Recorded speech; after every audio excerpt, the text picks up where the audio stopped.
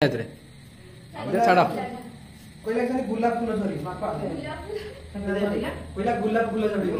भाई सब किसी पड़े मो जीवन अधा बर्बाद होता कारण मो जीवन अधा चले गणपति बापा चलिए पुणी 12 वर्ष अपेक्षा। जय जगन्नाथ सांगने जय जगन्नाथ समस्त नमस्कार मु राहुल स्वागत कर आउ गोटे बढ़िया भिडियोटी को।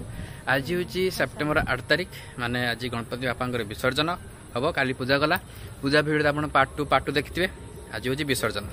है तो चलते भिडियो कंटिन्यू करवा। आज हूँ गोटे आम स्पेशल दिन कहीं आज रूबी जन्मदिन। आज गणपति बापा विसर्जन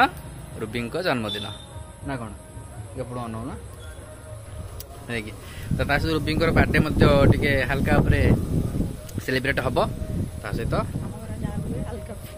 हाँ आम घर जहाँ भी हल्का बेसी लोक देखे आम कार्य आम घर हुए तो छेड़े भी दूच कौन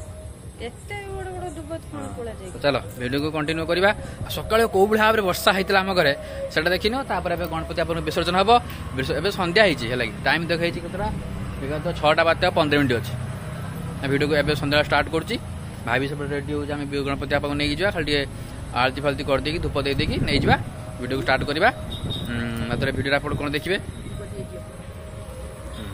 चलो आरंभ करवा तो हैप्पी बर्थडे रूबी।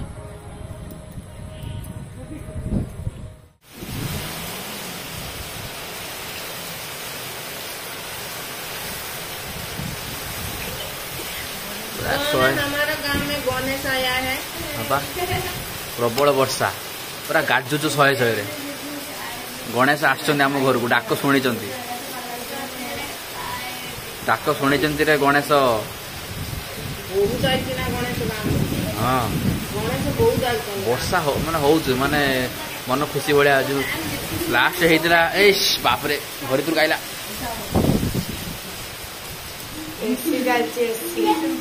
एसी ना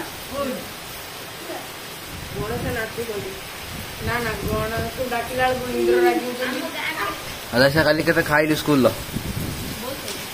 किसी आइटम स्कूल किसी आइटम है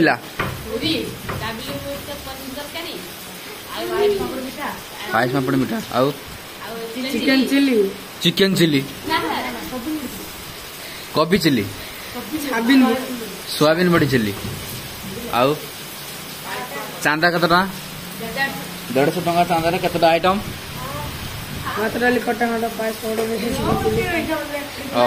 वर्षा मान हेवी सब झरका फरका भांगिला तम स्कूल लिपुन कौन तम स्कूल कौन होता साला खाए कि भूल गई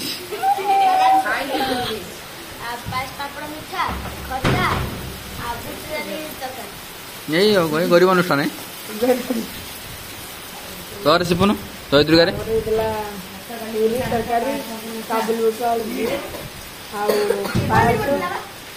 बिरियानी तुम बिरियानी देवे बोली कोई ठके देले पैसा न दे प्रति तम स्कूल किसी होता पूरी आउ मत 4टा आइटम आ तो गवर्नमेंट स्कूल छुआ पैसा देन पैसा न दे ना से 150 टका ना चांदी दे खाई भल जाओ टे वर्षा कमिला हल्का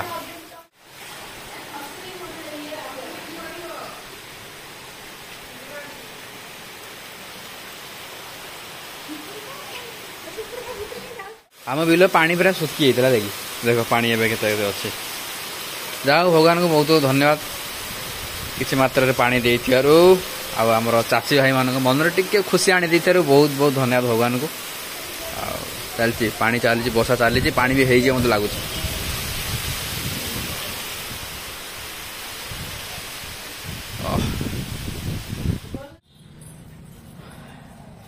जय मंगल जय मंगल जय मंगल मूर्ति श्री मंगल मूर्ति दर्शन मात्रे मन कामना प्रति जय देव। चलो आगे आगे 2टा बाउल काढ़ 2टा बाउल जो फुल थी पूरा नाल पड़ जाए हाँ हाँ सब आगे कर दियो तब सब काढ़ मोर मन अच्छे आम जो कलेज करूँ ये पैड गाड़ी आम सब जो 20-25टा पूजा हुए कलेज सब हल को पशिक राति पैड आम सब पी दे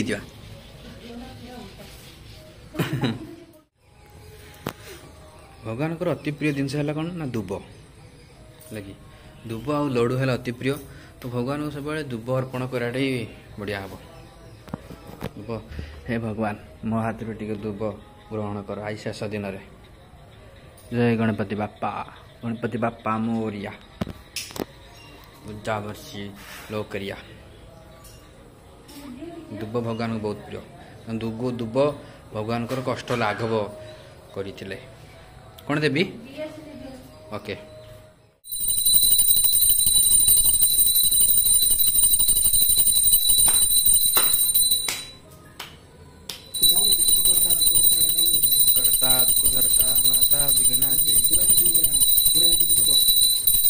पूर्वी प्रेम कृपा जयाची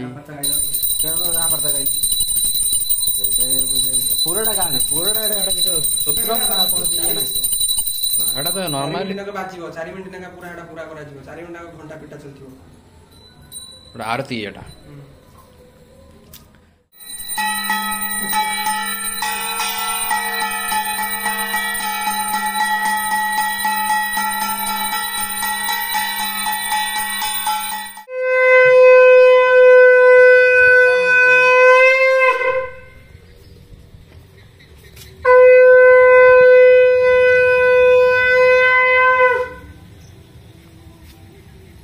चले गणपति बापा चले पुणी 12 वर्ष को अपेक्षा गाड़ी क्या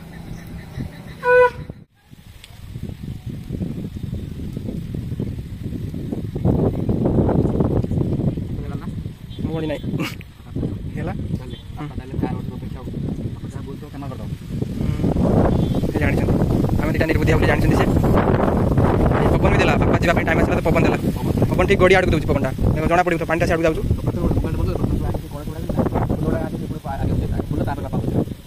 ठीक अच्छे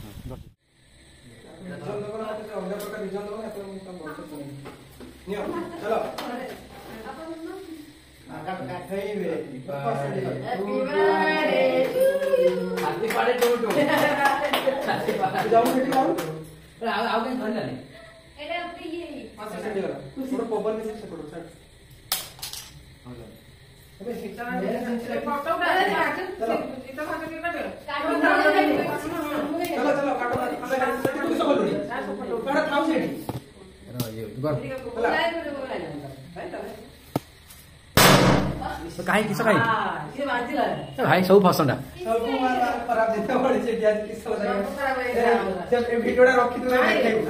किसी ना किसी ना छाड़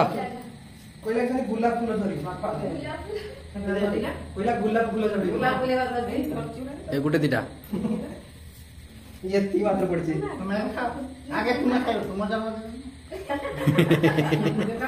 बाबा निज निजे खाई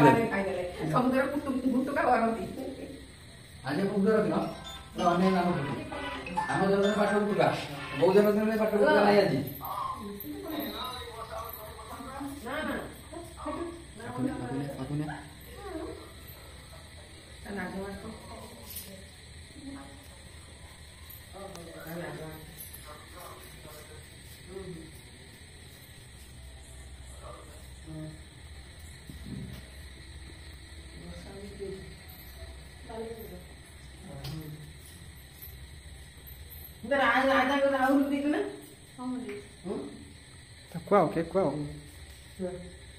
केक टा भल लागु ना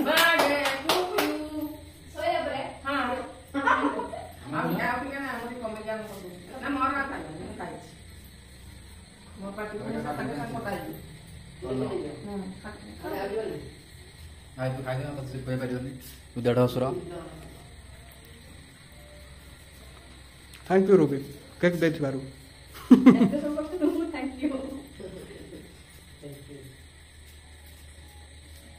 केक टा भल लागु भाज चढ़ी गलानी से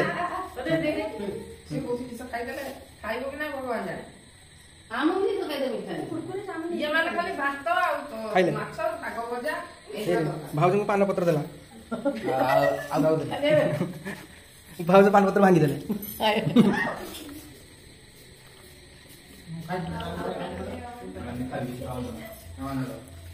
आउरी अछि रहि जाओ चॉकलेट दो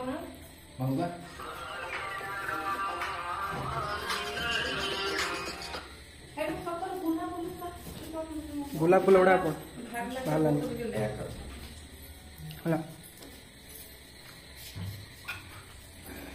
जुआरी पड़ो बस भल बुढ़ी रहेगा बुढ़ी रहेगा बुढ़ी रहेगा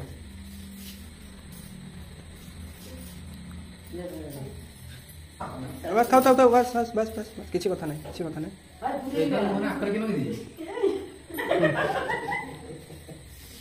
संदेश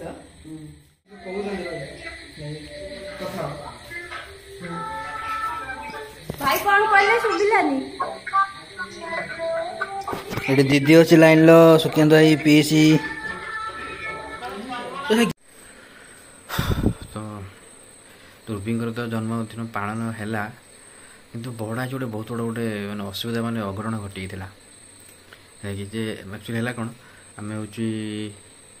ମାନେ ସେଇ ଗୋଟିଏ ଇଏଟା ପାଇଁ ମାନେ ଅଲଗା ସବୁ କାମଟା ମାଇଣ୍ଡ ପୁରା ଡିଷ୍ଟର୍ବ ହେଇଗଲା ଆମର ହେଲା ଯେ ଆମେ ଯେଉଁ ଠାକୁର ନେଇଗଲୁ ଭସେଇବା ପାଇଁ ହେଲା କି ଠାକୁର ଭସେଇ ସାରିଛୁ ଦୁଇଟା ମୋବାଇଲ ସେଠି ତଳେ ଥିଲା ମାନେ ପକ୍କା ଉପରେ ରଖିଥିଲୁ ହେଲା କି ମୋ ଫୋନ୍ଟା ମୁଁ ମାନେ ଅନ୍ୟ ମନସ୍କ ହଉ ବା କ'ଣ ପାଇଁ ହଉ ମୁଁ କିଛି ବୁଝିପାରିଲିନି ମୁଁ ଫୋନ୍ଟାକୁ ଆଣେ ଆଉ ହେଲା କି ଫୋନ୍ଟାକୁ ଛାଡ଼ି ଦେଇକି ପଳେଇ ଆସିଛି ଘରେ ଆସିଥିଲେ ଖୋଜିଲେ ଫୋନ୍ଟା ନାହିଁ ଭାଇ ପୁଣି ସଙ୍ଗେ ସଙ୍ଗେ ଗଲା ଯାଇକି ପୁଣି ଯାଉ ଭାଗ୍ୟକୁ ଥିଲା ଗାଡ଼ି ନେଇଗଲା ଭାଇ ହେଲା କି ଯାଉ ଫୋନ୍ଟା ଯାଉ ଥିଲା ଭାଗ୍ୟକୁ ଯାଉ ମିଳିଗଲା ଫୋନ୍ଟା କିନ୍ତୁ ସେଇଟା ଆମର କଲ୍ ଆସିଥାନ୍ତା ଡାକ୍ତର ଯାଉଥିବା ଲୋକ ସେ ମାନେ ମୋର 30,000 ଟଙ୍କା ପାନ ପଡ଼ିଯାଇଥାନ୍ତା କହୁଛି ମୁଁ ମୋ ପାର ସବୁ ଫୋନ୍ଟା ହଁ ଛାଡ଼ି ଦେଇଥିଲ ମୋ ଫୋନ୍ଟା ଭାଇଙ୍କ ଆରେ ନା ଭାଇ ବା ଫୋନ୍ କଥା ମୋ ଫୋନ୍ଟା ଏବେ ଯେଉଁ ଫୋନ୍ଟା ରେକର୍ଡ଼ିଂ କରୁଛୁ ସେମାନେ ମୋ ଫୋନ୍ଟା ସେଠି ଛାଡ଼ି ଦେଇକି ପଳେଇ ଆସିଥିଲେ ମାନେ କ'ଣ ଏମିତି ଅନ୍ୟମନସ୍କ ଆକ୍ଚୁଆଲି ମାନେ ମାଇଣ୍ଡର ମାନେ ଅଛି କ'ଣ ମାନେ ଗୋଟେ ଇମୋସନାଲ୍ ହେଇଥିଲେ ଯେ ଗଣପତି ବାପାଙ୍କୁ ବସେଇ ସାରିଲା ପରେ ବିସର୍ଜନ ଦେଇ ସାରିଲା ପରେ ମାନେ ଇମୋସନାଲ୍ ଟିକେ ହେଇଗଲେ ମୁଁ ସେଇଟା ଟିକେ ମାଇଣ୍ଡରେ ଥିଲା ଯେ ପୁଣି ଏ ବର୍ଷ ହେଲେ ଆର ବର୍ଷ ଆସିବେ ଏ ବର୍ଷ ଯାହା ହେଲା ଭଗବାନ ମୋତେ କ୍ଷମା କରିଦେବ ପୁଣି ଆର ବର୍ଷ ମୁଁ ଆଉ ଟିକେ କିଛି ଭଲର କିଛି କରିବା ପାଇଁ ଏମିତି ଭାବି ମୁଁ ଫୋନ୍ଟାକୁ ଛାଡ଼ି ଦେଇକି ପଳେଇ ଆସିଛି ଘରକୁ ଆସିଲେ ଭାଇ ପୁଣି ସଙ୍ଗେ ସଙ୍ଗେ ନେଇକି ଆସିଲେ ଯାଉ ଭାଗ୍ୟକୁ ଯାଉ ଭଗବାନଙ୍କ ଦୟାରୁ ସେଇ ଗଣପତିଙ୍କ ଦୟାରୁ ଯାଉ ସେଇ ସମୟରେ କେହି ବି ଯାଇନାହାନ୍ତି ଆଉ ପୁଣି ଯାଉ ସେଇ ସମୟରେ କେହି ବି ଯାଉ କଲ୍ ବି କରିନାହାନ୍ତି କିଛି ମେସେଜ୍ କିଛି ବି ଆସିନି ଭାଗ୍ୟକୁ ମାନେ ଏତେ ମାନେ ଭଗବାନଙ୍କର ଆଶୀର୍ବାଦ ଦେଖ ଯାଉ କିଛି ହେଲା ନାହିଁ କିନ୍ତୁ ବହୁତ ବଡ଼ ଅଘଟଣ ଗୋଟେ ଯଦି ଘଟିଥାନ୍ତା ପାଖାପାଖି 30,000 ଟଙ୍କା ପାନ ପଡ଼ିଥାନ୍ତା ତାର ଭିଡ଼ିଓ ଆଇଡ଼ି ଫାଇଡ଼ି ସବୁ କିଛି ପଳେଇଥାନ୍ତା ମୋ ଜୀବନ ଅଧା ବର୍ବାଦ ହେଇଥାନ୍ତା କାରଣ ମୋ ଜୀବନ ଅଧା କିଛି କାମ ମାନେ ବର୍ବାଦ କରିଦେଇକି ମୁଁ ଏଇ କାମଟାକୁ ଧରିଛି ଆଉ ଯେ ଏଇଟା ହଜିଥାନ୍ତା ମୁଁ ହିଁ ରହିନଥାନ୍ତି ହେଲା କି ଆଉ